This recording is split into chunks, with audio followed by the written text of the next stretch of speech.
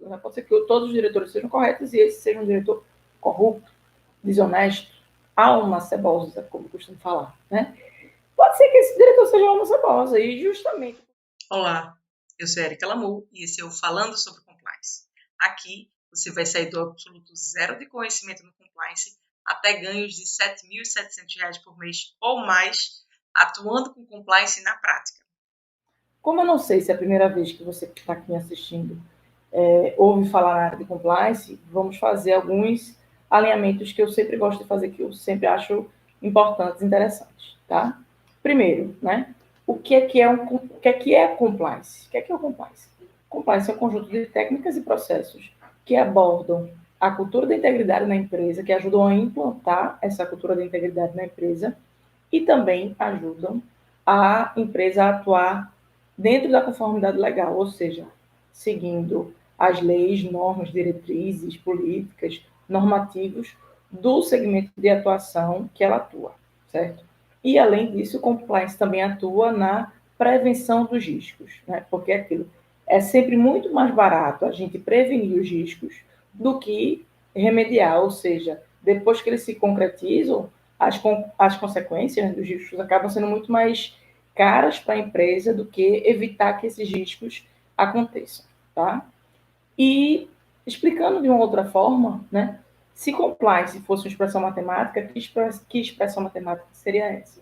Seria compliance é igual a cultura da integridade mais conformidade legal menos riscos, para ficar realmente mais claro, mais cartesiano para vocês, né?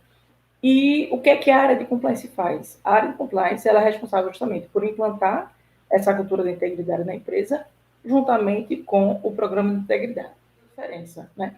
Uma coisa é você ser chamado para uma reunião de diretoria e a diretoria inteira dizer que quer um compliance fachado. Outra coisa é um porta-voz da diretoria, que pode ser um diretor, chegar para você e dizer, olha, a gente está sabendo que você está estudando sobre compliance, que você está se preparando nessa área, né?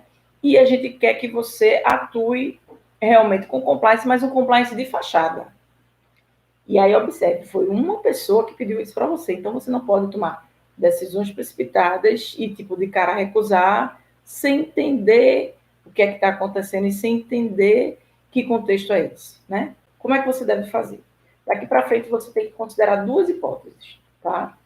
A primeira, né, que de fato pode ser que a diretoria, em peso, queira esse compliance de fachada. Pode acontecer, né?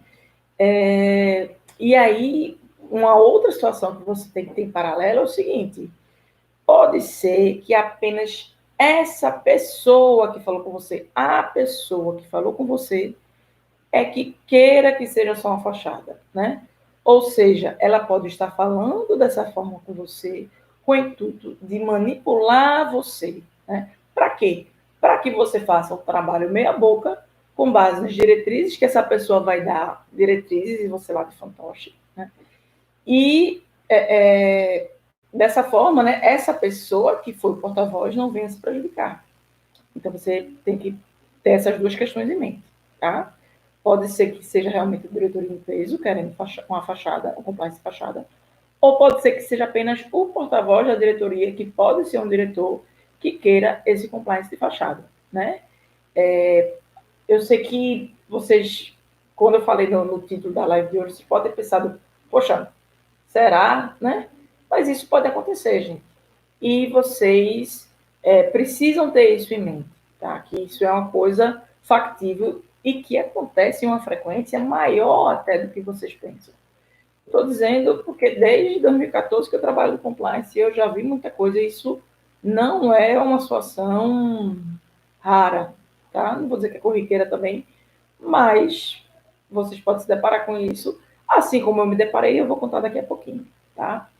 Então, por exemplo, falando dessa situação, né, desse diretor, se ele for um porta-voz, o que acontece?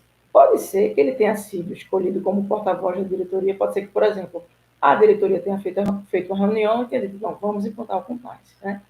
E um determinado diretor, fulano, que pode vestir uma roupinha de anjo, mas na verdade ele pode ser o diretor mais corrupto, justamente por conta dessa, ou o mais corrupto, ou o corrupto, né? Pode ser que todos os diretores sejam corretos e esse seja um diretor corrupto, desonesto, alma cebosa, como costumo falar, né? Pode ser que esse diretor seja alma cebosa, e justamente por ter cara de anjo, ele foi escolhido para ser o porta-voz, né? O padrinho do compliance, ou o sponsor do compliance. E justamente por fazer cara de anjo, não, fulano, esse diretor fulano aqui é a pessoa ideal, que pode não ser, né? Até a próxima.